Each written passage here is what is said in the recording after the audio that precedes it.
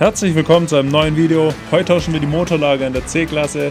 Diese nach 200.000 Kilometer jetzt einfach fertig. Let's go!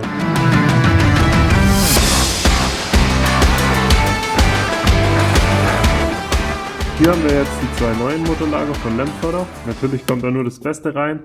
Ich habe noch zwei Auspuffschellen mit besorgt, weil ich gesehen habe, eine ist erstmal durchgerostet und die andere direkt am Cut. Die hier kann auch durchgerostet sein, das schauen wir uns nachher an, aber es soll nicht an diesen zwei Schellen hier scheitern. Die zwei sind unterschiedlich. Wenn wir uns das andere hier mal anschauen kurz. Zu dem Thema noch kurz. Und zwar sind die unterschiedlich hart, weil der Motor nicht gleich schwer ist auf beiden Seiten. So, die Motorlager sitzen einmal da unten. Jetzt sieht man es sehr gut. Einmal da auf der rechten Seite und einmal da unten unter dem Hitzeschutzblech. Das heißt, dafür muss der Motor angehoben werden. Das könnt ihr mit einer Motorbrücke entweder machen oder ich habe einen Motorkran. An dem Haken könnt ihr ihn einmal hochheben dann. Ich habe mich jetzt dazu entschieden, die Auffahrrampen heute verkehrt rum drunter zu machen. Sprich, ich hebe den Wagen an, stelle dann die Auffahrrampen drunter, weil, wir müssen mal schauen, die Motorlager sind ungefähr hier. Das heißt so auf Radhöhe kurz dahinter. Das heißt, wenn mein Motorkran nachher noch davor steht, komme ich da nicht mehr so gut hin. Das heißt, ich werde die dann von der Seite hier tauschen, die Motorlager. Deswegen stelle ich die heute einfach mal verkehrt rum drunter.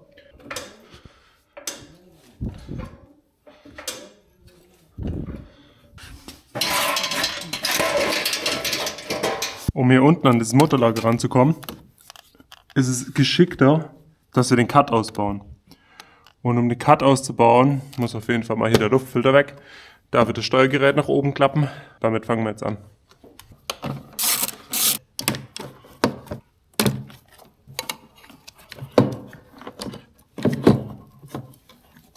Das war jetzt mal Schritt Nummer 1, das Steuergerät hochzulegen.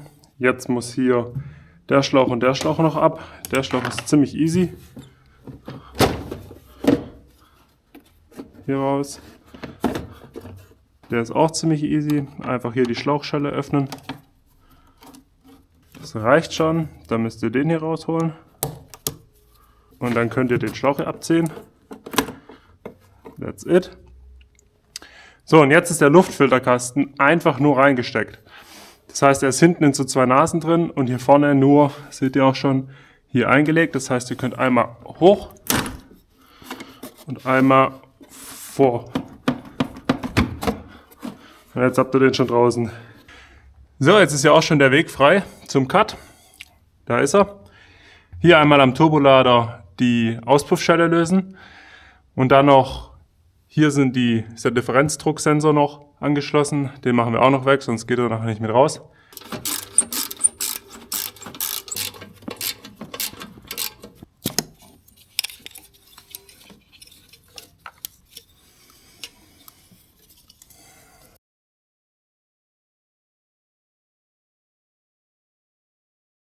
Um hier den Differenzdrucksensor auszubauen und mir ein bisschen mehr Platz zu machen, da mache ich mir jetzt hier noch den Halter weg. Das sind einfach nur die 3 Schrauben. Ihr seht, der kommt ja einfach ein bisschen besser hin. Ihr müsst es nicht machen, aber ich kann es nur empfehlen, wenn ihr keinen Stress habt. Also, bevor ich den Stecker kaputt macht. Hier ist ein grauer Sicherungssplint, würde ich sagen. Das heißt, wenn ihr den reinmacht, ist der jetzt drin. Dann sichert ihr den mit dem grauen Splint hier. So, jetzt könnt ihr hier drücken, wie ihr wollt. Er geht nicht raus. Deshalb zuerst immer den grauen Splint nach hinten. Jetzt könnt ihr hier die 2 Nasen nach unten drücken und ihn dann, hoffentlich, ja, rausschieben. So einfach ist es. Unterm Auto auf jeden Fall mal hier die Verkleidungen abmachen. Hier hinten sitzt nämlich das Getriebelager.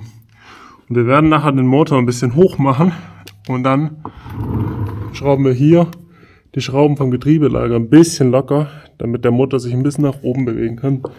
Weiterhin sitzt hier die zweite Schelle vom DPF und die müssen wir natürlich auch lösen, bloß nochmal hier 2 weitere Halterungen.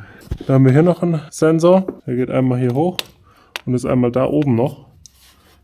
Und den erstmal noch ausstecken auf jeden Fall. Dann tun wir einmal hier die Schlauchschelle ein bisschen von Rost entfernen, damit sie hoffentlich aufgeht. Schauen wir mal. Weil das Gewinde hier oben eigentlich noch ganz gut aussieht.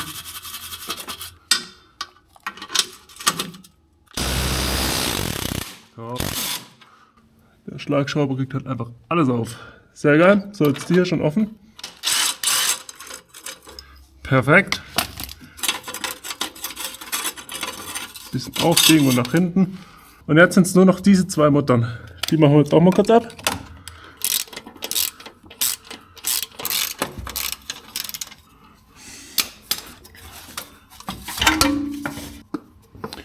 Ich probiere jetzt mal nach oben rauszubekommen.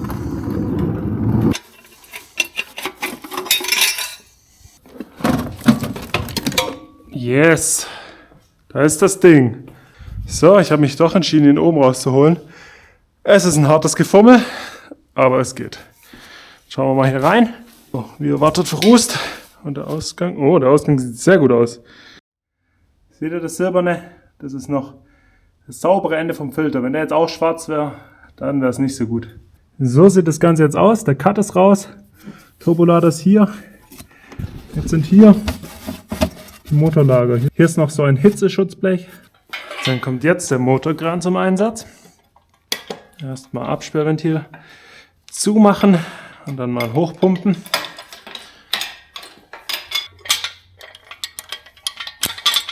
So.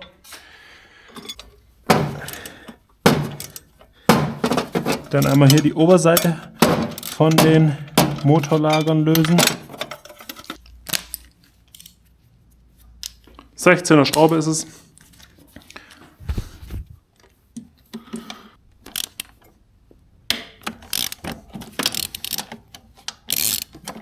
So, unterm Auto habt ihr einmal da durch den Rahmen die Schraube und hier hinten da. Probieren wir gleich mal.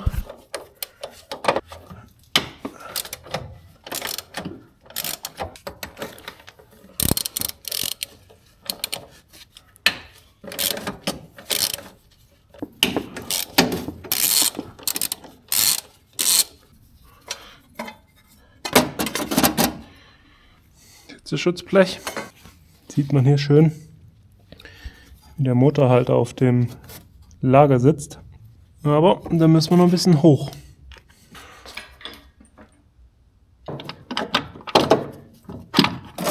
So, draußen ist es. Und ihr seht schon, das ist komplett durch. Schaut euch mal hier an. Da geht gar nichts. Das hier dreht einfach nur noch durch. So, jetzt ist es wichtig, 1:1 das gleiche reinzubauen. Da kommt die 212, 240, 64, 17, also die 64 kommt auf die rechte Seite und die 63 kommt auf die linke Seite. Und dann ist es ziemlich einfach.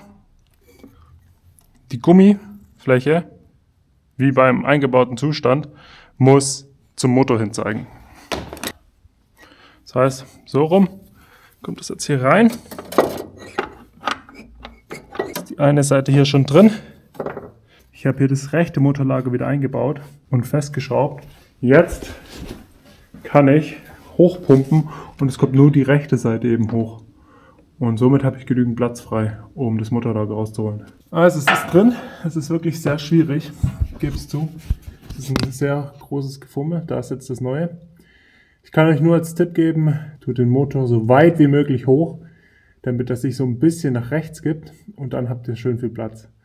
Und dann heißt es fummeln. So, bei mir heißt es aber erstmal wieder alles hinschrauben und zurückbauen. Jetzt heißt es, dass der Motor wieder auf den Lagern abgesetzt werden muss. Das heißt, wir müssen sie auch treffen. Das ist die Schwierigkeit jetzt ein bisschen. Das heißt, ein bisschen langsam öffnen hier und dann schauen. So, ganz unten. Wie sieht's aus? Ich würde sagen, sieht gut aus. Andere Seite checken. Top. Dann heißt jetzt einmal festschrauben. Schauen wir mal, ob wir das hier reingefriemelt bekommen. Oder ob das auch so ein Krampf wird wie beim Raus. So, rein ist einfacher wie raus. Dann brauchen wir die Schelle hier noch. Die hätte man vielleicht davor drauf machen können. Aber kriegt man drauf.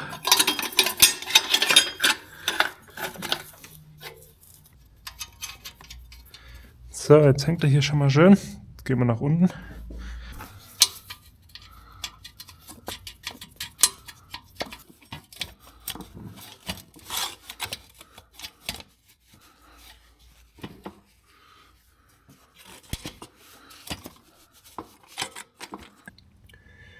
DPF ist wieder drin. Alle Schrauben festgezogen wieder. Jetzt habe ich hier den Arm wieder hinten dran gemacht. Alle Kabel angeschlossen. Jetzt kommt wieder der Luftfilter rein. Und dann war es das schon. Nachdem ich jetzt alles wieder schön zusammengebaut hatte, hatte ich tatsächlich noch einen kleinen Fehler. Und zwar war die Schelle am Turbolader nicht ganz 100% dicht und hat dadurch rausgeblasen. Das habe ich jetzt nochmal nachgezogen und jetzt funktioniert wieder alles wunderbar. So, das war's auch schon wieder und ich hoffe, euch hat's gefallen und würde mich freuen, wenn wir uns beim nächsten Mal wiedersehen.